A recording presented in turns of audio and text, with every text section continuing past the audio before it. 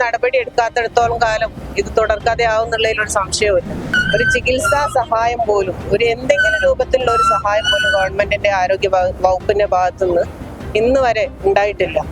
2017 നടന്ന സർജറിയിലാണോ അവർക്ക് സംശയമുണ്ട്, നമുക്കൊരു സംശയമില്ല. അനുഭവിച്ച വ്യക്തി എന്ന നിലയ്ക്ക് നമുക്ക് യാതൊരു സംശയവുമില്ല.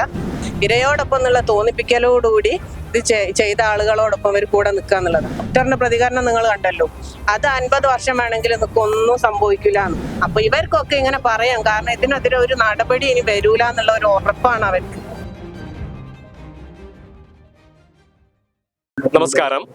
ആലപ്പുഴ വണ്ടാനം മെഡിക്കൽ കോളേജ് അധികൃതരുടെ അനാസ്ഥ കാരണം വയറിനകത്ത് കത്രിക പേര് ജീവിക്കേണ്ടി വന്ന ഉഷ ജോസഫിന്റെ വാർത്ത പുറത്തു വരുമ്പോൾ നമ്മൾ ഓർക്കുന്നത് കോഴിക്കോട് മെഡിക്കൽ കോളേജിനകത്ത് സമാനമായ സാഹചര്യത്തിൽ വയറിനകത്ത് കത്രിക കുടുങ്ങിപ്പോയ ഹർഷിന എന്ന യുവതിയാണ്.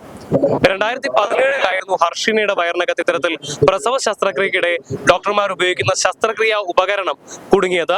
ആ വേദനയും പേറിക്കൊണ്ട് ഏതാണ്ട് 5 വർഷക്കാലത്തോളം ഹർഷിനയ്ക്ക് ജീവിക്കേണ്ടി വന്നു. ഇപ്പോൾ ഉഷ ജോസഫിന്റെ വാർത്ത വീണ്ടും ശ്രദ്ധ നേടുന്ന സമയത്ത് ഹർഷിനയ്ക്ക് എന്താണ് പറയാനുള്ളത് എന്ന് നമുക്ക് നോക്കാം. ഇത്തരത്തിൽ ഡോക്ടർമാരുടെ അനാസ്ഥയ്ക്കെതിരായിക്കൊണ്ട് ഉഷ ജോസഫിന് ഐക്യദാർഢ്യം പ്രഖ്യാപിച്ചുകൊണ്ട് കോഴിക്കോട് മെഡിക്കൽ കോളേജിന് മുൻപിൽ ഹർഷിനയും ഹർഷിന സമരസമിതി പ്രവർത്തകരും പ്രതിഷേധം സംഘടിപ്പിക്കുകയാണ്. ഇന്നലെ രാത്രി ഒരു 10 മണിക്കാണ് ആ ഒരു വാർത്ത നമ്മൾ കേൾക്കുന്നത്. അപ്പം ഇത്രയും അനുഭവങ്ങൾ അനുഭവിച്ച ഒരു വ്യക്തി എന്ന നിലക്ക് അത് കേട്ടപ്പം വളരെയധികം വിഷമം തോന്നി. ഒരു പ്രത്യേക ഒരവസ്ഥ, ആ ഒരു വേദനയിലേക്ക് വീണ്ടും തിരിച്ചുപോയ പോലെ.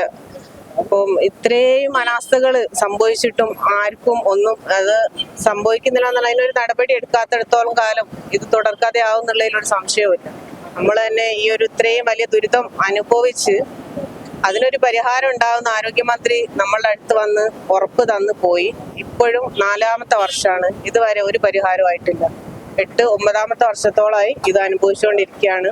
ഇപ്പോഴും അത് കാരണം ഞാൻ രോഗിയാണ്, അതിനുള്ള ചികിത്സ നടന്നുകൊണ്ടിരിക്കുകയാണ്. ഇപ്പോഴും ഒരു ചികിത്സാ സഹായം പോലും, ഒരു എന്തെങ്കിലും രൂപത്തിലുള്ള ഒരു സഹായം പോലും ഗവൺമെന്റിന്റെ ആരോഗ്യ വകുപ്പിന്റെ ഭാഗത്തുനിന്ന് ഇന്ന് വരെ ഉണ്ടായിട്ടില്ല.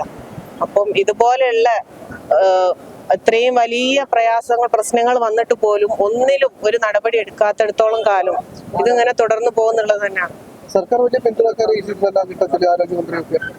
ആദ്യം തന്നെ നമ്മൾ 6 മാസത്തോളം കാത്തിരുന്നു. ആരോഗ്യമന്ത്രിന്റെ ആരോഗ്യ വകുപ്പിന്റെയും ഭാഗത്തുനിന്ന് എന്തെങ്കിലും ഒരു നടപടി ഉണ്ടാവും എന്ന് വിചാരിച്ച് 6 മാസത്തോളം കാത്തിരുന്നു.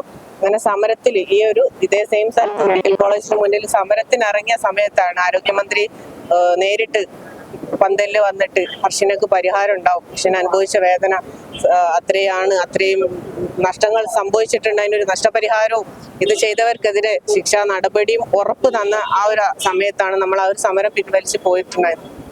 അത് പറഞ്ഞു പോയി മാസങ്ങൾ കഴിഞ്ഞിട്ടും യാതൊരു പരിഹാരവും ആവാത്ത സമയത്ത് നമ്മൾ അടുത്ത സമരത്തിന് ഇരിക്കുന്ന ഉള്ള ഒരു അറിയിപ്പ് വന്ന സമയത്ത് പെട്ടെന്ന് ഒരു നടപടി എന്നുള്ള നിലക്ക് ഹർഷിനക്ക് നഷ്ടപരിഹാരം മന്ത്രിസഭാ യോഗം കൂടി തീരുമാനിച്ചു. 2 ലക്ഷം രൂപ എന്ന് പറഞ്ഞിട്ട് തുച്ഛമായ, നമ്മൾ അനുഭവിച്ചതോ നമ്മളെ കയ്യിൽ നിന്ന് ചെലവായ ഒരു സാമ്പത്തിക അതിന്റെ ഒരു ശതമാനമെങ്കിലും ഉണ്ടായിരുന്നെങ്കിൽ നമുക്ക് അത് സ്വീകരിക്കാമായിരുന്നു. ഇപ്പൊ മന്ത്രി ഇന്ന് പ്രതികരണം ഞാൻ കണ്ടു, ഹർഷിനക്ക് പലതും ചെയ്തു എന്ന് പറഞ്ഞിട്ട്. ഹർഷിനക്ക് സമാശ്വാസം എന്നുള്ള നിലയ്ക്ക് 2 ലക്ഷം രൂപ സമാശ്വാസം എന്നോ അല്ലെങ്കിൽ ഒരു ചികിത്സാ സഹായം അങ്ങനെ ഏതെങ്കിലും ഒരു പേരിലായിരുന്നെങ്കിൽ എന്തായാലും നമ്മൾ തീർച്ചയായും ആ സമയത്ത് ആ ഒരു പണം വാങ്ങാൻ നമ്മൾ അത്ര ആവശ്യക്കാരായിരുന്നു. പക്ഷെ ഹർഷിനക്ക് ആകെ ഇത്രയും അനുഭവിച്ചതിനും ഇനി അനുഭവിക്കാൻ പോകുന്നതിനുള്ള ആകെ നഷ്ടപരിഹാരം ഗവൺമെന്റിന്റെ ഭാഗത്തു നിന്നുള്ള അങ്ങനെയുള്ള ഒരു പേരിലാണ് അത് അന്ന് വന്നിട്ടുള്ളത്. ഇപ്പൊ പറയുന്ന സമാശ്വാസം എന്ന് പറഞ്ഞു എന്താണ് ഈ ഒരു ആരോഗ്യമന്ത്രിയല്ലേ അന്ന് പറഞ്ഞ, നിങ്ങളെ അന്നത്തെ ഒരു വാർത്ത നോക്കിയാൽ കാണാൻ മന്ത്രി പറഞ്ഞിട്ടുണ്ടായിരുന്ന കാര്യം. പിന്നെ പറഞ്ഞു പോലീസിന് കൈമാറാൻ എന്തായാലും ആരോഗ്യമന്ത്രിന്റെ ആവശ്യം ഉണ്ടായിരുന്നില്ല. കാരണം നമ്മൾ അസിസ്റ്റന്റ് കമ്മീഷണർക്ക് കൊടുത്ത പരാതിന്മേൽ SCP നടത്തിയ അന്വേഷണത്തിന്മേലാണ് 6 മാസം കൊണ്ട് അവർ അത്രയും തെളിവുകളും സാക്ഷിമൊഴികളോടുകൂടി അവർ കേസ് തെളിയിച്ചു. അത് മെഡിക്കൽ കോളേജിൽ നിന്നാണ് സംഭവിച്ചതെന്നും ആര് ചെയ്തു എന്നും എല്ലാം ഈ കോടതിയിൽ സമർപ്പിച്ചിട്ടും റിപ്പോർട്ട് വരട്ടെ എന്ന് പറഞ്ഞ മന്ത്രി അല്ലെങ്കിൽ ആരോഗ്യവകുപ്പോ ഒരു തരത്തിലുള്ള ഒരു പരിഹാരം അതിനൊരു പിന്നെ തുടർച്ചയായിട്ട് ഉണ്ടായിട്ടില്ല. പിന്നെ ഇപ്പൊ അവസാനം പറയുന്ന ബഹുമാനപ്പെട്ട കോടതി തീരുമാനിക്കട്ടെ, കോടതി തീരുമാനിച്ചോട്ടെ. കോടതിയിൽ ഒരു കേസ് എത്തിയാൽ എത്രത്തോളം കാലം അതിന് കാലതാമസം എടുക്കും നമുക്കറിയാലോ. അപ്പൊ ഇത്രയും ദുരിതങ്ങൾ ഇപ്പോഴും അനുഭവിച്ചുകൊണ്ടിരിക്കുന്ന, ഇപ്പോഴും ഒരു രോഗിയായി തുടരുന്ന ഒരു എനിക്കൊരു തരത്തിൽ എന്തെങ്കിലും തരത്തിലൊരു ചികിത്സാ സഹായമെങ്കിലും ചെയ്തിരുന്നെങ്കിൽ ആരോഗ്യവകുപ്പ് എന്തെങ്കിലും ചെയ്തു എന്ന് അവർക്ക് അഭിമാനത്തോടെ പറയായിരുന്നു. അല്ലെങ്കിൽ ഞങ്ങൾ ചെയ്തു തരൂല എന്നുള്ളത് ഒരു പറയാനുള്ള ഒരു മാന്യതെങ്കിലും ആരോഗ്യമന്ത്രി കാണിക്കേണ്ടിയിരുന്നു. എന്നിട്ട് ഇപ്പൊ വന്ന് പറയാണ് ഞങ്ങൾ അത് ചെയ്തു ഇത് ചെയ്തു എന്ന്. അപ്പൊ ഇത്രയും ഇനിയിപ്പോ അവര് പറയുന്നു 2017 നടന്ന സർജറിയിലാണോന്ന് അവർക്ക് സംശയമുണ്ട്. നമുക്കൊരു സംശയമില്ല. അനുഭവിച്ച വ്യക്തി എന്ന നിലക്ക് നമുക്ക് യാതൊരു സംശയവുമില്ല. പോലീസ് അത് തെളിയിച്ചും കഴിയും.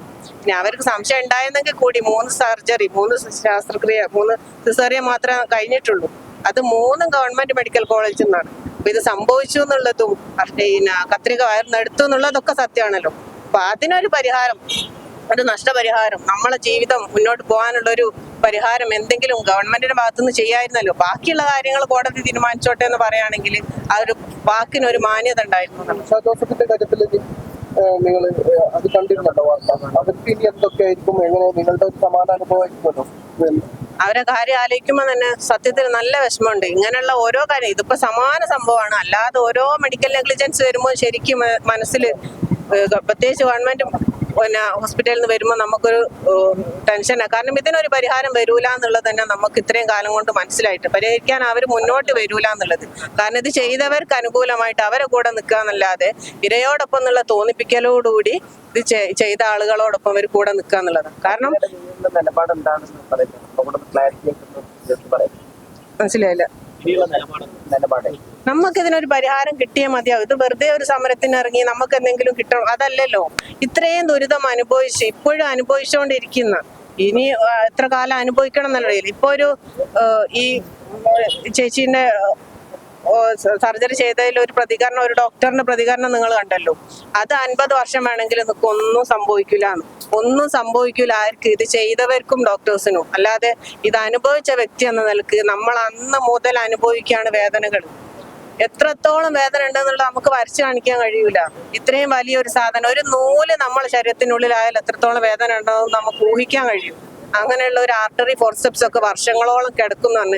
എന്നെ സർജറി ചെയ്ത്, അതായത് 2022 സർജറി ചെയ്ത് പുറത്തെടുത്തിട്ട് ഞാൻ ICU വാർഡിൽ കിടക്കുമ്പോൾ എന്നെ ചെയ്ത ഡോക്ടേഴ്സ് വന്നിട്ട് ഇതേപോലെയുള്ള എല്ലാ ക്വാളിഫിക്കേഷനുള്ള ഡോക്ടേഴ്സ് ആണല്ലോ അവിടെ ഉണ്ടായിരുന്നത്. അവര് വന്നിട്ട് എന്നോട് ചോദിച്ച, മോളെ നീ എങ്ങനെയാണ് ഇത്രയും വർഷം ഇതും പേറി നടന്നത്? ദൈവഭാഗ്യം ഒന്നുകൊണ്ട് മാത്രമാണ് നീ ജീവനോടെ രക്ഷപ്പെട്ടതെന്ന് ഡോക്ടേഴ്സാണ് എന്നോട് പറഞ്ഞത്. അങ്ങനെയുള്ള ഒരു ഡോക്ടറാണ് അവിടെ പറയുന്നത്, ചിരിച്ച് ആസ്വദിച്ച് പറയുന്നത് കേൾക്കുമ്പോൾ നമുക്കുണ്ടാകുന്ന ഒരു വേദന, ഇത് അനുഭവിച്ച നമുക്കുണ്ടാകുന്ന ഒരു വേദന ഉണ്ടല്ലോ.